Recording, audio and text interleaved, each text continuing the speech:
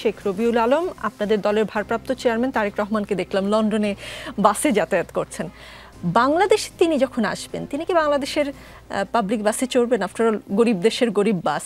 আবার শাহবাগে ছাত্র দলের সমাবেশের মতো বড় কোনো সমাবেশ হলে পাবলিক বাসও আসলে ঠিকঠাক মতন পাওয়া যায় না। তিনি বাংলাদেশে আসলে কি করবেন? ধন্যবাদ আপনাকে। তিনি বাংলাদেশে আসলে কিভাবে, সেটা তো বাংলাদেশে আসার পরই বোঝা যাবে। কিন্তু রাষ্ট্রীয় কোনো গুরুত্বপূর্ণ দায়িত্বে যদি উনি নির্বাচিত হন বা দায়িত্বপ্রাপ্ত হন, তখন সাধারণ বাসে চড়া তো খুব অনেক সময় হয়ে ওঠে না, রাষ্ট্রীয় প্রক্রিয়া অনুসরণ করতে হয়। আবার যদি সাধারণ জীবন যাপন করেন, যেটা এখন লন্ডনে তিনি করছেন, সেক্ষেত্রে প্রয়োজন হলে সাধারণ বাসে উঠতেও পারেন। এটা একটা মানসিকতার ব্যাপার। এবং আমি যতটুকু বুঝি এবং জানি, তুমি খুবই সাধারণ জীবনযাপন পছন্দ করেন এবং তার ভাবনার মধ্যে দেশপ্রেম আছে, তার ভাবনার মধ্যে নিয়ম মানার রীতি রয়েছে, আচরণে অত্যন্ত বিনয়ী এবং মার্জিত, একটা মানবিক গুণাবলী সমৃদ্ধ পার্সোনালিটি। এখন তিনি নিশ্চয়ই লন্ডনে যে পরিবেশ, সেখানে বাসে চড়তে স্বাচ্ছন্দ্য বোধ করেন। সবসময় গাড়ির সুযোগ থাকে না, আবার সেলফ ড্রাইভে অভ্যস্ত, ড্রাইভ করে যাওয়ার হয়তো সবসময় সম্ভব হয় না, সেখানে পাবলিক বাসে চড়েছেন। এবং অনেক জাতীয় গুরুত্বপূর্ণ ব্যক্তিও তো লন্ডনে, যারা রাজনীতির সাথে যুক্ত, রাষ্ট্র পরিচালনার সাথে যুক্ত, তারাও কিন্তু লন্ডনে পাবলিক বাসে চড়ে। আবার আমরা কানাডায় দেখেছি জাস্টিন ট্রুডোকে পাবলিক ট্রান্সপোর্টে চড়তে। আমাদের দেশটা রাজনীতিবিদরা কবে এমন বানাবেন যে হয়তো এক সময় আমাদের মতো গরিব মানুষ আর তারেক রহমানের মতো রাজনীতিবিদ একই পাবলিক ট্রান্সপোর্টে চড়তে পারবো? তার কাছে নিশ্চয়ই এই আশা জনগণের থাকবে। আজকে নিশ্চয়ই আমি প্রশ্ন করে তারপর উত্তর দিবেন। শাহবাগে ছাত্রদলের সমাবেশে প্রধান অতিথির বক্তব্যে বিএনপির ভারপ্রাপ্ত চেয়ারম্যান তারেক রহমান বলেছেন, বিভেদ প্রতিহিংসার রাজনীতি আর নয়, দেশের জনগণ রাজনৈতিক দলগুলোর কাছে গুণগত রাজনীতি দেখতে চায়। তারেক রহমানের এই আহ্বানকে বিএনপি নেতাকর্মীরা আমল নিয়ে সংঘাত প্রতিহিংসা বন্ধ করবে বলে আশা রাখছেন কিনা, বা রাজনৈতিক বিরোধীরা তারেক রহমান বিএনপি শীর্ষ কোনো নেতা বা বিএনপিকে নিয়ে সমালোচনা করলে তার বিরুদ্ধে সহিংসতা করবে কিনা? কেননা এই ধরনের কেউ বলল যে শিলং থেকে ফিরে আসা গডফাদার, এটা বললো আর তাদের মঞ্চ ভেঙে দেওয়া হলো, এমন হবে না তো আর? না, সেটা তো হওয়া কাম্য নয় এবং হচ্ছেও না। শিলংয়ে গিয়ে যখন শিলংয়ের একটা জনপ্রিয় নেতাকে নিয়ে আপনি ভৎসনা করবেন, চরিত্রহরণ করতে চাইবেন, তার স্যাক্রিফাইসকে যখন বিতর্কিত করতে চাইবেন, তার কিছু অনুসারী ফুসে উঠবে, প্রতিবাদ করবে, সেটা খুব একেবারে হবে না। এটা বাংলাদেশের রাজনীতিতে এখনো পর্যন্ত সেটা প্রতিষ্ঠিত হয়নি। আমাদের রাজনীতিতে ধরেন কর্তৃত্বের জায়গা আছে, নেতৃত্ব দেওয়ার জায়গা আছে, স্বীকৃতির জায়গাগুলি আছে, সেটা নেতাকর্মীরা রাতারাতি একেবারে মেনে নেবে সেটা আশা করছি না। তবে বিএনপি বাংলাদেশের সহ অবস্থানের রাজনীতি, সৌহার্দ্যপূর্ণ পরিবেশে রাজনৈতিক প্রতিটাকে পছন্দ করে। দেশ বিনির্মাণে সব রাজনৈতিক দর্শনের ঐক্য চায় এবং ধরেন রাজ্যের রাজনৈতিক স্বতন্ত্র বা অবস্থান বজিয়ে রেখে রাজনৈতিক প্রতিযোগিতাটা চায়।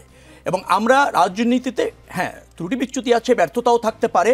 নতুন বাংলাদেশ বিনির্মাণে এবং জনগণের আকাঙ্ক্ষা ধারণ করে বিএনপি আগামী দিনে রাষ্ট্র ব্যবস্থাপনায় যদি জনরায় পায়, রাষ্ট্র ব্যবস্থাপনাটা দায়বদ্ধ থেকে করতে চায়, জনকল্যাণ নিশ্চিত করতে চায় এবং জন আকাঙ্ক্ষা ধারণ করে জনসমৃদ্ধি প্রতিষ্ঠিত করতে চায়। আর রাজনৈতিক জায়গায় যদি বলেন, আমরা একটা সহ অবস্থানের রাজনীতিতে বিশ্বাস করি এবং আগেও করেছি। বহুদলীয় গণতন্ত্র মানে কি? সব মতের আপনার রাজনীতি, সব মতের আপনার প্রতিযোগিতা, সব মতের প্রতি শ্রদ্ধা, সেটা বিএনপির আছে। ত্রুটি বিচ্যুতি যদি এর অতীতে থেকে থাকে, সেটা আবার ধরেন আমরা পরিশুদ্ধ হয়ে নতুন বাংলাদেশে একটা সাম্যের রাজনীতি চাই। একটা ধরেন আপনাকে আবারও বলতে চাই যে আমাদের যে মূলনীতি আছে, আমাদের যে ঘোষণাপত্র আছে, আমাদের যে গঠনতন্ত্র আছে এবং জনগণের কাছে যে 31 দফার রূপ ও রেখা আমরা উপস্থাপন করে অঙ্গীকার করেছি, তার আদলে রাজনীতি করতে চাই, দেশ গড়তে চাই। জি, ছাত্রদলের এই সমাবেশের পর পুরো সমাবেশ স্থল পরিচ্ছন্ন করে দেওয়া হবে, এমন একটি অঙ্গীকার ছিল। প্রায় 3 ঘন্টা পার হয়ে গেছে, সমাবেশ শেষ হয়েছে। খোঁজ নিয়েছিলেন আপনারা কেন্দ্রীয় নেতারা যে সমাবেশ স্থল পরিষ্কার হয়েছে কিনা? এই দায়িত্বটা আমার ছিল না, তবে আমি ফেসবুকে দেখেছি ছাত্র দলের ছেলেরা পরিষ্কার করছে। পরিপূর্ণভাবে পরিষ্কার করতে সক্ষম হয়েছে কিনা আমি সর্বসব অবস্থা জানি না, তবে আমি নিজে দেখেছি ভিডিওতে যে তারা পরিষ্কার করছে দলবদ্ধভাবে। আমার বিশ্বাস যে যদি এই অঙ্গীকার থেকে থাকে, নিশ্চয়ই ছাত্র দলের ছেলেরা তা বাস্তবায়ন করবে এবং ওই বাস্তবায়ন করার দায়িত্ব তাদের উপর পড়ে। অঙ্গীকার না থাকলেও সে ব্যাপারে ছাত্রদল সজাগ আছে, সচেষ্ট আছে নিশ্চয়ই ওখানে যে জরাজীর্ণতা হয়েছে এই সমাবেশের ফলে সেটা থাকবে না বলে আমার বিশ্বাস, এবং সেখানে ছাত্রদল ভূমিকা রাখবে।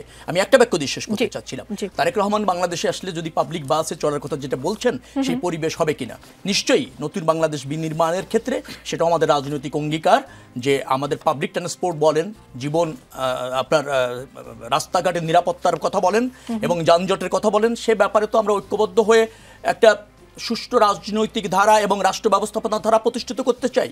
জবাবদিহিতার আওতায় যদি আমরা এই পাবলিক ট্রান্সপোর্টগুলি আনতে পারি এবং ধরেন সেটার চলাচলের উপযুক্ত কিনা, ফিটনেস ঠিক মতো আছে কিনা, নিয়ম মেনে চলছে কিনা, এই ধারা প্রতিষ্ঠিত করার অঙ্গীকার আমাদের আছে। তো সেটা প্রতিষ্ঠিত হলে নিশ্চয়ই আরো গুরুত্বপূর্ণ ব্যক্তিরাও পাবলিক বাসে চলতে পারবে। বেশ কয়েকবার সুযোগ পেয়েছিল রাষ্ট্র পরিচালনা করার, তখন আমরা এই অবস্থা দেখিনি। কিন্তু আপনাকে একটা কথা মনে রাখি, আমি বলে দিই, যতবার সুযোগ পেয়েছে বিএনপি কিন্তু ওই বিদ্যমান কাঠামোতে, বিদ্যমান অর্থনৈতিক সক্ষমতার মধ্যে দিয়ে যথেষ্ট অগ্রগতি, যথেষ্ট উন্নয়ন করেছেন। আজকে 54 বছরে যে বাংলাদেশ দেখছেন সেটা একেবারে ব্যর্থ বলার সুযোগ নেই। এই পয়েন্টে আসলে আমি আর কথা বাড়াতে চাই না, কারণ অগ্রগতি, উন্নতি, বহুত বয়ান এ জাতি শুনেছে, এবং কিন্তু যে লন্ডন দেখেছেন সেই লন্ডনে একদিনে হয়নি, এক একজনের চোখে আসলে উন্নয়ন এক এক রকম।